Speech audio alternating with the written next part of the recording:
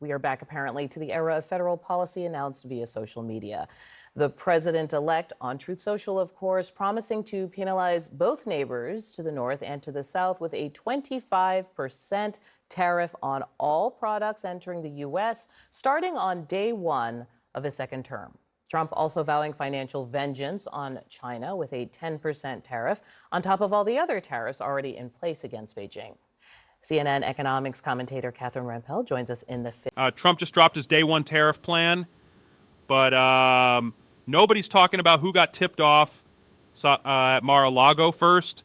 Yeah, while they're telling you it's about border security, insiders are already cashing in on currency trades. This isn't just about higher prices. It's about exposing how the entire system works. Let me show you the pattern.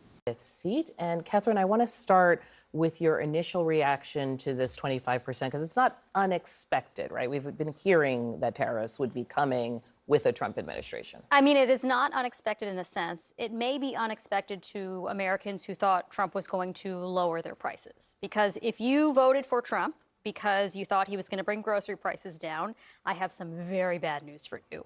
A lot of our produce comes from Mexico. 2/3 of the tomatoes that Americans purchase are from Mexico. 90% of the avocados that they purchase are from Mexico, just to mention.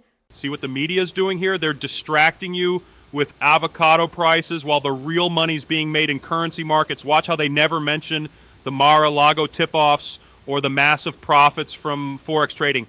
This is how they hide the real game in plain sight. 2 examples. So that guac is definitely going to cost extra.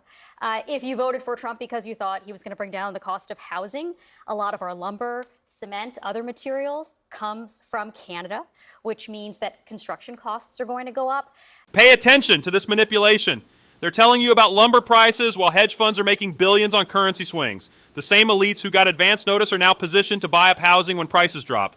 The pattern is right here. They create the crisis, then profit from your pain. Not to mention all of the ways he's going to roil the U.S. auto industry, because a lot of autos cross borders in North America multiple times before they're ultimately finished and sold to consumers. Not to mention the fact that a lot of U.S. manufacturers purchase inputs, intermediate goods like metals and cement and other things from Canada, from Mexico. And not to mention even the retaliation that we should expect, all of which is going to be very bad for consumers, not to mention, again, many of the U.S. workers that Trump allegedly wants to help. What about tequila? Tequila, I would bet that that's going to suffer too. I'm out. Count me out. Can I ask our Republicans at the table, I know there's a love-hate relationship with tariffs, with some people sort of saying, like, yes, they can be a cudgel against other countries when you want to have influence over their policy. And we should say in these Truth Social tweets, he was talking about immigration and the border and fentanyl. But that's a long economic laundry list. You know, the last time Catherine and I were on, you were saying that if Trump deports illegal immigrants, our groceries are going to go up because who will pick our crops? Now you're saying if he does tariffs, you're saying, well, the groceries come from Mexico and Canada. Yeah, so we do produce quite a bit of groceries. You have now officially have it both ways. All of the groceries, but these things are not mutually exclusive. The groceries that we consume you just said all the produce is coming from Mexico. But before we were all together, you were saying, no, it's all picked by illegals here in the U.S. I said nothing of the sort.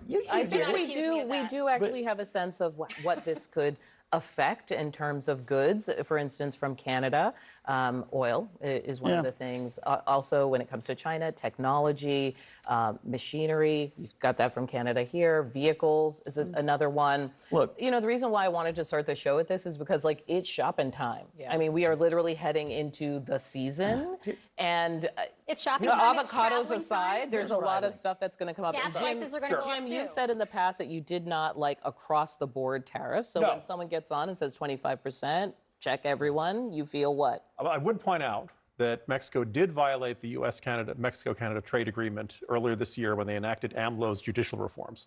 So technically, Trump could say this is in retaliation for that. What he did say is every time Trump rattles the saber, and he's been calling for tariffs on just about everything since the 1980s, he always gives the other country an out. He always says, this is what I want to see. I want to see fentanyl response from China. I want to see closing the borders. I want to see immigration. And we went through a lot of this in the first term. And Trump would always say, we're going to have the biggest, the most terrible tariffs you've ever seen. We're going to tariff the hell out of you. And inevitably, there'd be some sort of, everyone would panic. and then there'd be some sort of sense of, okay, can we get a fig leaf? Can we get some sort of policy change that Trump can point to and say, this is a win? USMCA was not dramatically different from NAFTA, but Trump acted like he had completely reinvented it and finally gotten Americans this much better deal. I'd be surprised if we actually enact these tariffs and prices go up everywhere, then everybody in the administration is going to see, okay, how can we get out of this while looking like we've got some sort of victory? Yeah. Any move by these foreign governments is going to be seen as, okay, that's our out. Chuck, let me bring you into this because obviously there are a lot of constituencies that were very interested in the Trump administration, Trump 47 being a sort of shift to the economy in some way that would benefit them. Who benefits here?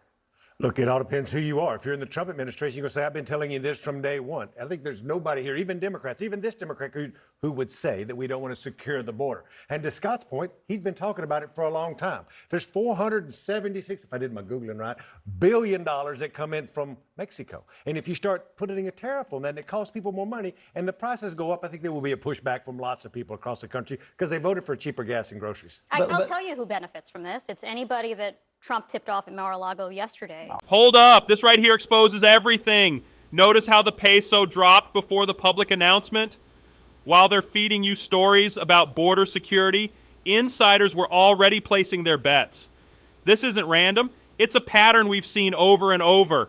That he was going to do this because the exchange rate between the Mexican peso and the U.S. dollar just rapidly changed. So yeah, there are some people who are going to pocket some money from this.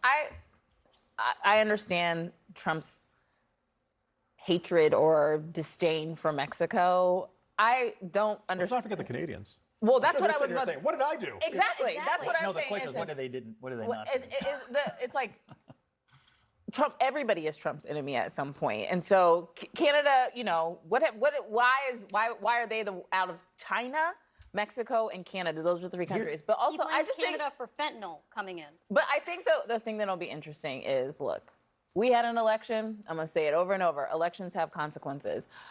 It is going to be shopping season, but Donald Trump won't be the president when this first holiday season comes. But if he enacts tariffs by the time the next holiday season comes, which will be 2025, going into a midterm year of 2026, that administration will have questions to answer to the American people that he sold a bill of goods and now the bills are a lot And just, higher. I want to add one thing. You said it's not this season, but you already have many American companies speaking to the that's media, right, saying, Going across whether it be overseas. Walmart, whether it be whoever. I know in our Madden. podcast we're talking to people in the fashion industry Yes. about like the materials they're buying ahead of time. So it will make a big difference, even if it means people rushing in this moment. I want to move to this issue of immigration, since you guys kind of have all touched on it here, which is that you have the sort of potential incoming administration talking about. This isn't just about tariffs. It's about exposing how the entire system works.